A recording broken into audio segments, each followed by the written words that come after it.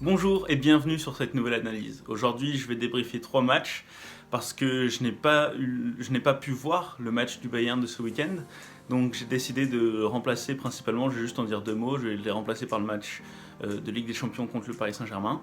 Et évidemment le match de Lyon contre Angers de ce week-end également. Voilà, juste quelques mots sur le match contre l'Union de Berlin, mais ça sera très bref. Bon, on commence tout de suite par le premier match, celui que je n'ai pas vu, Bayern Munich, Union de Berlin. Donc, Bayern Munich, Union de Berlin, juste un point très rapide. Score de 1-1, match nul. Donc une inquiétude que j'avais eue lors du dernier débrief, que le Bayern n'arrive pas à rebondir après la déroute du match face au Paris Saint-Germain en Ligue des Champions. Et ça a été le cas. Ça a été le cas et les conséquences, déjà la première, pour le championnat. Il reste très peu de journées, seulement 34 journées dans le championnat d'Allemagne. Là, c'était la 28e. Car 18 équipes et non pas 20 comme en Ligue 1. Mais du coup, un RB Leipzig qui revient au classement à 5 points du Bayern de Munich. Donc ils vont mettre la pression. Le Bayern qui avait pris de l'écart avec il y a peu de temps la victoire face à Leipzig, qui avait pris de l'avance, vient perdre des points là bêtement. Voilà, c'est dommageable parce qu'on imagine que s'il y avait eu un autre résultat face au Paris Saint-Germain, ils auraient pu faire mieux. Voilà, donc là, petite déception et peut-être petite inquiétude parce qu'il va falloir vite se remettre sur pied, surtout que comme on va le voir plus tard dans la vidéo, le match de Ligue des Champions n'a pas aidé pour le moral. Donc on espère qu'ils vont pouvoir continuer cette course au titre. Donc comment interpréter ce résultat? Eh bien peut-être aussi il est dû aux nombreuses blessures, aux absences, voilà, et on voit qu'il y a beaucoup de jeunes qui ont joué. Bon, à l'exemple de Musiala qui a marqué, donc comme quoi les jeunes ne sont pas forcément un handicap, clairement pas. On sait qu'il y a une grande ressource au Bayern, même chez les plus jeunes. Musiala, c'est pas son premier but de la saison, ça sera peut-être pas le dernier, on espère pour lui, qui va pouvoir continuer comme ça. Et on sait que c'est un jeune joueur très fort techniquement, voilà. Et les jeunes du Bayern sont à son image globalement. Même si c'est peut-être, je pense, le plus efficace et le meilleur, finalement, eh bien, les jeunes ne sont pas mauvais, ils font en général de bons matchs, donc je pense que c'est pas sur eux qu'il faut mettre la faute. Mais voilà, je n'ai pas pu voir le match, donc forcément, j'ai pas forcément l'analyse technique et la vision globale du match. Mais je pense que forcément les absences ont joué sur ce résultat. Et aussi, comme je l'ai dit plus tôt, le mental qui a joué gros avec le match en Ligue des Champions. Et peut-être une manque de hargne, je ne sais pas, mais voilà, il y a eu une domination dans la possession, forcément. Mais on regarde par exemple les duels gagnés, au niveau des statistiques, ça n'est pas une grosse domination du Bayern de Munich. Voilà. Toujours au niveau statistique, beaucoup plus de tirs du côté du Bayern. Mais si on regarde le nombre de tirs cadrés, il y en a autant de chaque côté, donc ça peut être logique que le match finisse à 1-1, puisqu'il y a seulement 2 tirs cadrés de chaque côté, ce qui est très peu et très décevant. Et on passe à Lyon-Angers, donc sûrement la touche positive de ce débrief, parce que c'est la seule victoire, et elle est pour l'Olympique Lyonnais. Et une victoire qui fait du bien au moral, parce que ça fait longtemps, mis à part le match en Coupe de France qui avait été gagné dans de la douleur, ça faisait 3 matchs que Lyon n'avait pas gagné. Et donc il fallait se relancer, c'était très important. Et ils l'ont fait avec de la manière. Avec de la manière, puisque le score est sans égal, il n'y avait pas d'hésitation. 3-0 pour Lyon, doublé de Memphis Depay et but de Lucas Paqueta. Et Angers, une équipe du milieu de tableau en Ligue 1. Donc peut-être qu'ils ne jouent plus le maintien et c'est pour ça qu'ils ont peut-être pas joué leur vie. On voit que sur les matchs qui restent, il y a 3 équipes, Nantes, Lorient, Nîmes, qui vont jouer le maintien, donc qui vont vraiment se donner à fond, on peut imaginer ça comme ça, et 2 équipes aussi qui vont venir très vite, Lille et Monaco, qui vont jouer pour la Ligue des Champions, voire même pour le titre du côté de Lille. Donc ça aussi, ça va être des matchs très serrés, je pense très engagés.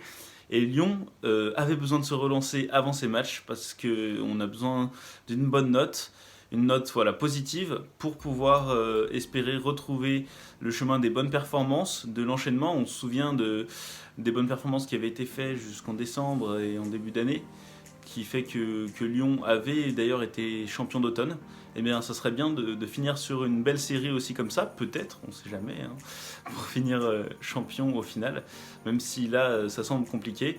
Il y a seulement 5 points d'écart, il me semble, avec Lille, ce qui fait que c'est toujours jouable, puisque notamment on va jouer contre Lille, contre le LOSC, ce qui nous ferait revenir à 2 points. Il suffirait d'une défaite de Lille ou d'un match nul, mais on n'en est pas là. Il y a encore aussi Monaco qui est devant nous, Monaco que nous allons aussi jouer, et le PSG qui s'est qualifié donc en Ligue des Champions contre le Bayern malheureusement, mais on sait que après les matchs de Ligue des Champions, ils ne sont pas forcément sur de très bons résultats, même si le week-end dernier ils ont gagné 4-1 contre Strasbourg.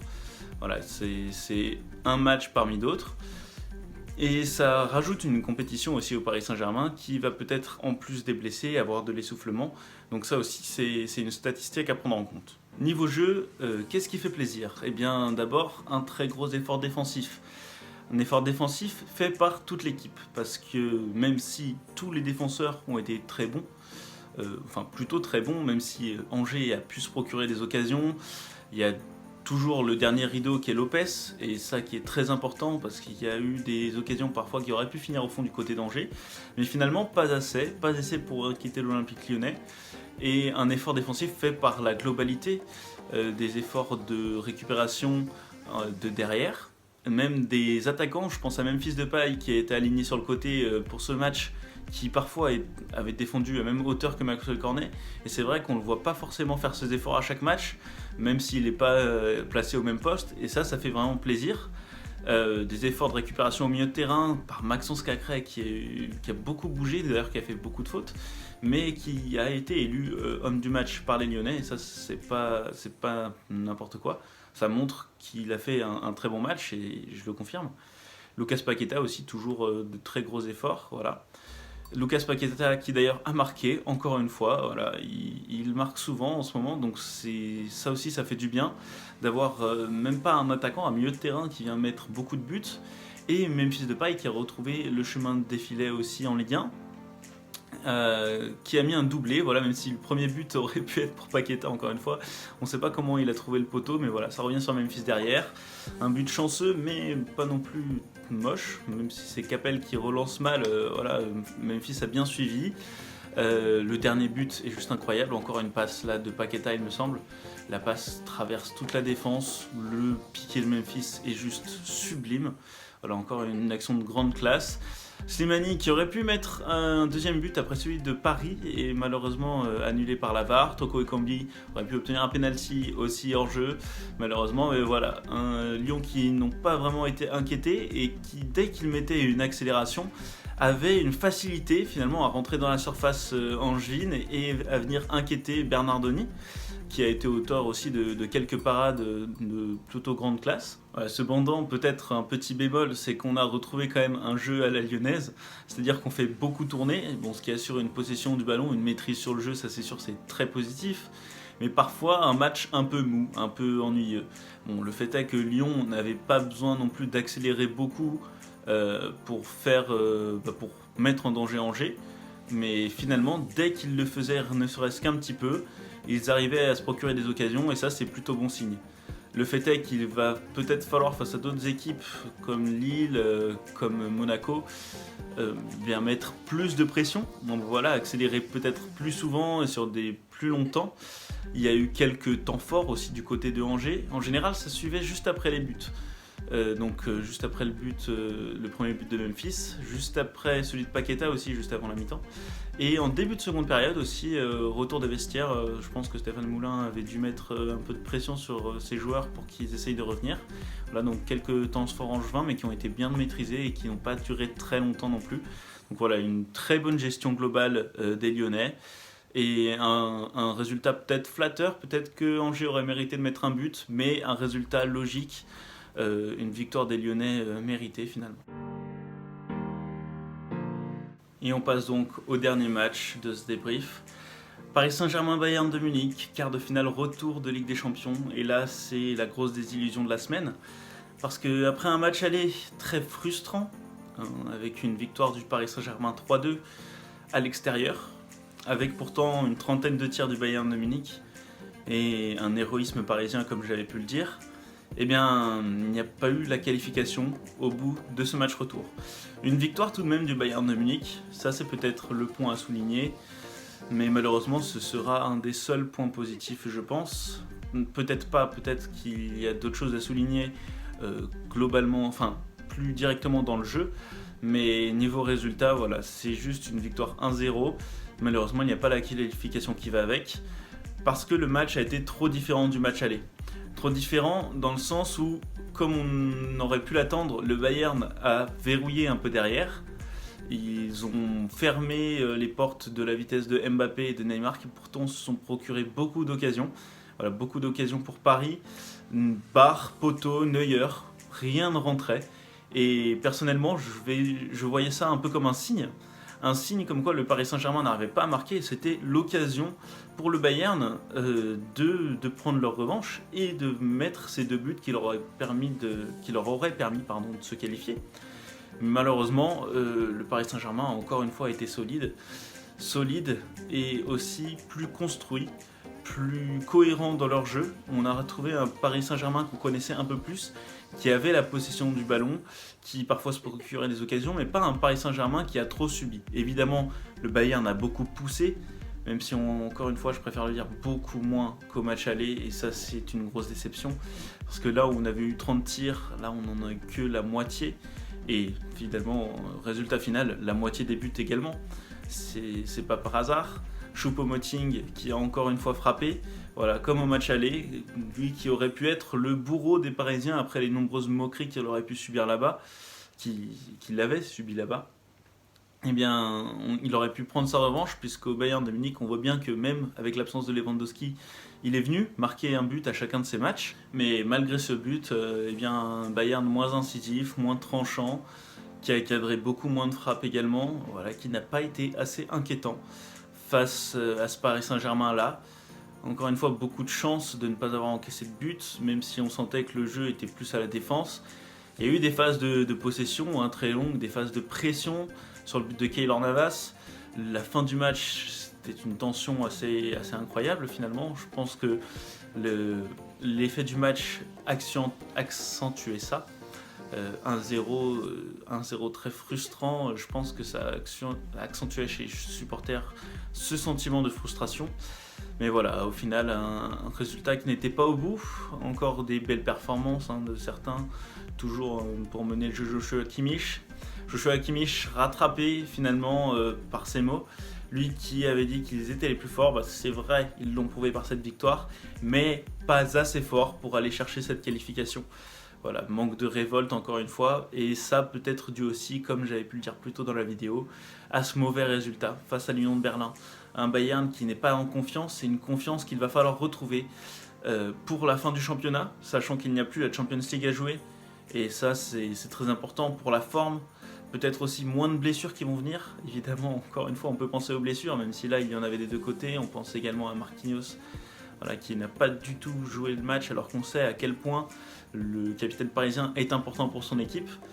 Mais là, voilà, la défense impeccable entre Danilo et Kimpembe. Donc rien à dire du côté du Paris Saint-Germain. C'est le Bayern qui a pêché cette fois, qui a manqué de quelque chose dans le jeu, dans l'envie, dans l'offensivité. Voilà, ils n'avaient pas la même niaque qu'ils avaient la semaine dernière, alors qu'ils avaient perdu. Ils étaient à domicile, sous la neige, des conditions très compliquées. Là, les conditions étaient parfaites, mais ils n'ont pas mis assez d'ingrédients, assez d'envie pour aller arracher la qualification et se hisser vers les demi-finales. Vu l'envie qu'ils y mettaient, la question aurait été de se poser, s'ils étaient allés en demi-finale, est-ce qu'ils auraient pu battre Manchester City, qui du coup va être l'adversaire du Paris Saint-Germain. Que faut-il tirer de ce match ? Eh bien, les points positifs qu'il faut retenir, c'est donc la victoire. Une solidité défensive, même si parfois très très chanceuse. Et évidemment, c'est que le Bayern reste le Bayern de Munich. Ils ont un jeu bien à eux, et même si là il manquait d'offensivité et d'envie, s'ils mettent ces ingrédients, ils sont capables de faire très mal, que ce soit par la qualité de leurs joueurs, même s'il y a des absents. On sentait que le jeu pouvait être très beau. Voilà, un meneur de jeu qui est Kimmich, un finisseur finalement, qui a trouvé sa place pour ces quelques matchs Choupo-Moting, qui a marqué sur le match aller et le match retour. Donc c'est bien que le Bayern a des armes pour faire mal, et il va falloir appliquer ça pour la fin de la saison, et pour aller chercher le championnat, qui maintenant va être l'objectif premier, qu'il était peut-être déjà après le match aller, mais je pense que la qualification tenait à cœur à beaucoup de joueurs, comme l'ont montré les paroles de Kimmich, même de Hansi Flick également, et de Thomas Müller. Mais voilà, il va falloir mettre les bouchées doubles et surtout se reconcentrer, mettre ce coup de boost au moral pour aller chercher les victoires qui sont nécessaires à cette fin de saison pour rester devant le Red Bull Leipzig et finir premier de la Bundesliga. Donc en conclusion, ce qu'il faut retenir d'abord du côté du Bayern Munich, c'est un Bayern là qui enchaîne 3 contre-performances, 2 en Ligue des Champions, 1 en championnat, et qu'il va falloir se remobiliser très vite pour pouvoir aller chercher la fin du championnat qui est très importante, le Red Bull Leipzig qui n'est pas loin du tout, et déjà une contre-performance, que ce soit un match nul ou une défaite sur le prochain match, pourrait être déterminante parce que ça pourrait enchaîner la série, la mauvaise série qui est en cours. Malgré la victoire, ce match reste une déception contre le Paris Saint-Germain, le match retour, et donc casser cette mauvaise série pour pouvoir repartir d'un nouveau pied et tenir jusqu'à la fin de la saison. Pour l'Olympique Lyonnais, eh bien, c'est un bon renouveau, il va falloir continuer comme ça va commencer avec le match de Nantes, qui devrait peut-être être compliqué. Je dis bien peut-être parce qu'on sait que Nantes joue la relégation, donc forcément ils vont avoir de l'envie, mais Nantes n'est pas forcément l'équipe qui a le plus de hargne dans le bas de tableau. Ils sont capables de faire de très bons résultats, on pense au match contre Paris qu'ils ont gagné 2-1, donc forcément ils sont capables de faire de très belles choses, mais l'Olympique Lyonnais a les armes, avec ce moral retrouvé, a les armes d'aller battre chez eux les Nantais. Les Lions peuvent manger les Canaries et on espère que ce sera le résultat final. Si ce débrief vous a plu, n'hésitez pas à vous abonner et aussi à mettre un pouce bleu. Dites-moi ce que vous avez pensé des matchs en commentaire, à faire votre petite analyse.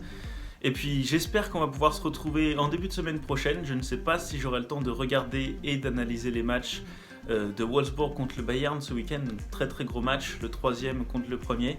Ça va être très important pour le Bayern pour pouvoir se relancer et dans la course au titre. Et également le match de dimanche qui opposera Nantes contre l'Olympique Lyonnais. Bon, en attendant, j'espère que vous allez passer un bon week-end, peut-être une bonne semaine si on ne se revoit pas avant. Allez, salut!